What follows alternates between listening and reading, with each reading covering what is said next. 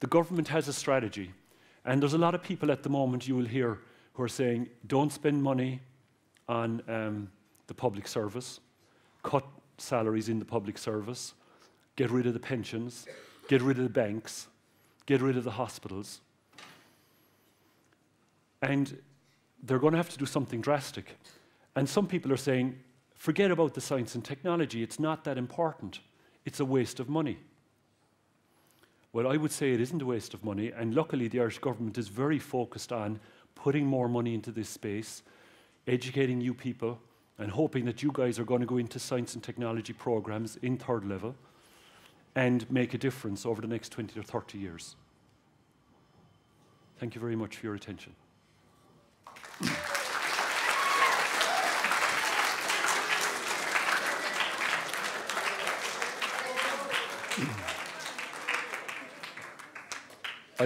I understand I'm supposed to ask if there are any questions. It doesn't mean I'm going to answer them, but...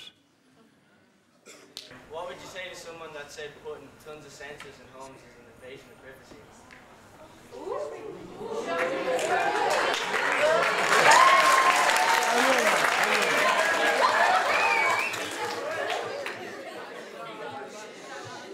I think this is the way to avoid answering a question now. That was a very good question. That's a very important point.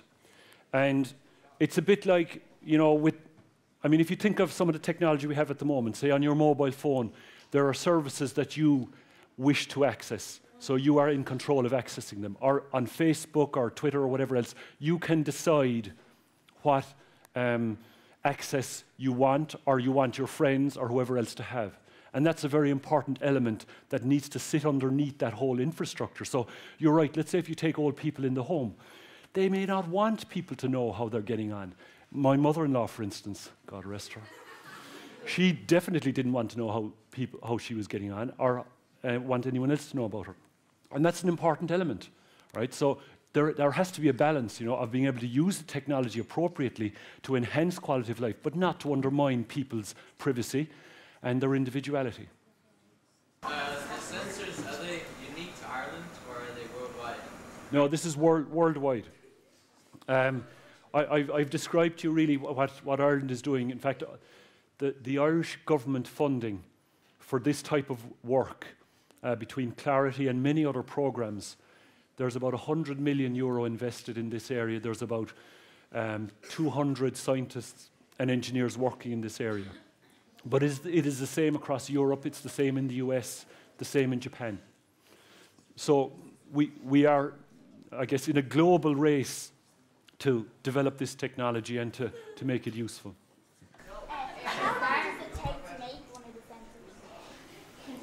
the sensors?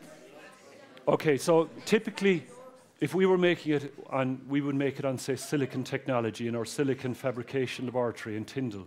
And it would take about 2 weeks to make that sensor. Now, if Intel were making it, right, because Intel will be working 24 hours a day on 3 shifts and so on in leak slip, and they could make it maybe in, you know, 2 or 3 days. And then what you have to do with that sensor, you have to combine it with all the other electronic components in order to deliver the final system that's going to be used. Yeah? Why are they so expensive to make this so small? Okay. So what I was describing to you, the expensive sensors, these were the ones that went into the water. They were €1,000 each. The reason those are so expensive is because there's not many of them made at the moment, and they need to be very robust for that water environment. However, the great thing about silicon technology is that when you make one chip, you make millions of chips because you make them on a large wafer, and each little chip is on that wafer. So if we can get the sensors to go onto the silicon, they will become very cheap. That's why the mobile phone is so cheap, because the silicon chip has made the technology so cheap. So part of the research we're doing is trying to find a way to make these sensors very cheap while still being robust, so that they have the self-cleaning, they don't get attacked by the trees, etc. Okay?